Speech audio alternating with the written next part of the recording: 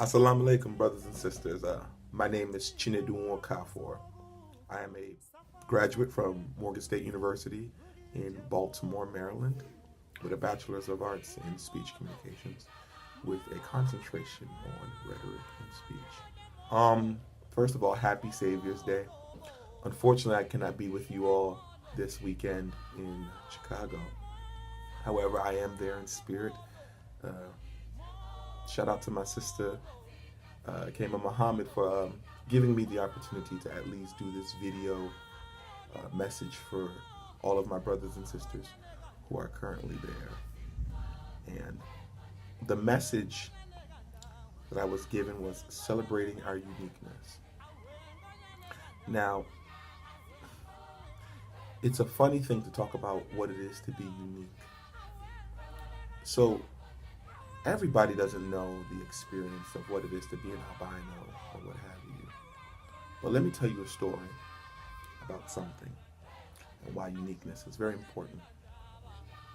So my parents are direct descendants from Africa. They lived there, born there, all that good stuff. So I'm first generation African American, if you will. Growing up in my family, it was a kind of conflict between the culture of being an African and the culture of living in America. However, my parents were very stern and teaching their kids that you must always represent your African culture. So I always loved my African culture. I wore my garbs and show and tell. People were bringing in their hermit crabs or this or that, and I was bringing in African music videos and kente cloth and the whole 9 yards. And I always loved what it meant to be African. Even though I was ridiculed by friends and classmates, African booty scratcher. I'm sure you all know these jokes. If not, maybe some of y'all have made them yourself. But the point I'm making is that's when I was younger, but I always found peace in being proud of who I am because I knew who I was and am and currently will always be is a unique child of God. So let's backtrack. Well, let's move forward now to 2018, February the 16th. A movie called Black Panther was released.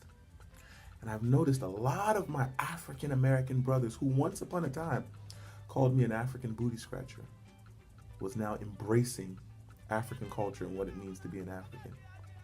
Brothers and sisters, I open up with that is because celebrating our uniqueness is important. And the same thing goes for albinism.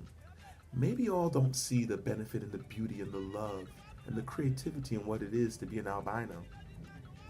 But the power of God is that the naysayers open their eyes to what they don't know in the future. And that's how I feel.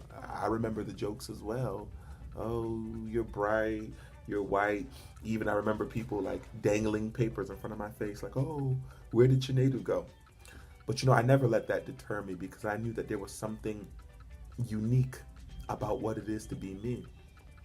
And it is hard being an albino, not only with having the sensitive skin to the sunlight or the, for me, it's nystagmus, but the visual acuity being so low.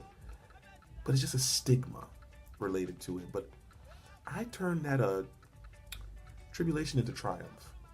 I I always saw it as an advantage.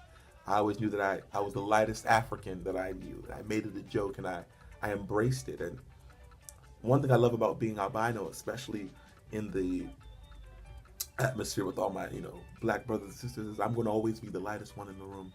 So I always stand out. And I ask myself, God makes no mistakes. Can we agree or can we disagree? I know we can agree. Um, and that is what I'm happy about. I was created to stand out. I was created to not look like anybody else, to not seem like anybody else. And I am the manifestation, as the Honorable Minister Farrakhan says, that all races, all colors come from us. Red, white, black, brown, green, you name it. We are the fathers and mothers of everything. So I've never had an issue with my albinism as I grew up. I embraced it even further as I got older. And it's very important that you embrace whatever it is that makes you you. It's it's very easy to say, but it's something you have to believe in, and that's the power of God. God will push you forward in this understanding of who you are, because you are still a child of His. Don't feel awkward. Don't feel strange. Feel strong. Feel confident. Like my dear sister created her organization, Confident Albinos. I wish I was as confident at her age as she is. She is a vivacious albino woman, and God has so many more opportunities and blessings for her in the future. I can see it just by the way she takes life on by the horns and the way she is fearless in her movement. Um, and all I can say, honestly, is that that is what it takes. It's fearlessness. There are 101 things in this world that we may be struggling with, that we may not look like another, talk like another, dress, smell, worship the same God, be within the same religion. But one thing that makes you noticeable more than anything is your fearlessness. Never fear to be who God created you to be. Live within that light and never let any outside entity extinguish such a great light. You know, when I met the minister for the first time, didn't really know him, never really heard about him. But this bright light that God gave me, he saw it the first time he met me. And I saw him and he saw me and we saw each other. And before our eyes locked, our spirits spoke. And he smiled at me and said, "I love you, brother." And automatically when he said that, I felt the genuinity, I felt the connection. And that was because I was letting God do with me his will. And I was being fearless in being who I am, in how I looked, how I dressed, and how I presented myself. And that realness, as they say, real recognizes real. The minister saw that, and instantly we clicked.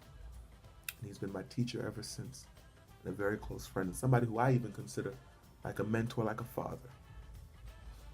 So, in embracing our uniqueness, embrace whatever it is that God gave to you and you exclusively. I'm going to say that one more time. Embrace whatever God gave to you and to you exclusively. I'm going to say it one more time. Embrace what God gave to you and to you exclusively. And I say that because repetition is the key to learning. That is important. You were created an original. Don't waste your time trying to be a copy.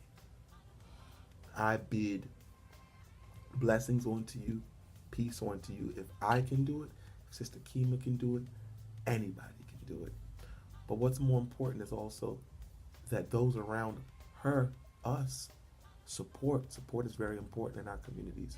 Support our movements. Support what we do. So I thank Confident Albinos for allowing me to create this video. I bid you all a happy, successful, transformative Savior's Day. And may the almighty grace of Allah be with you. Peace.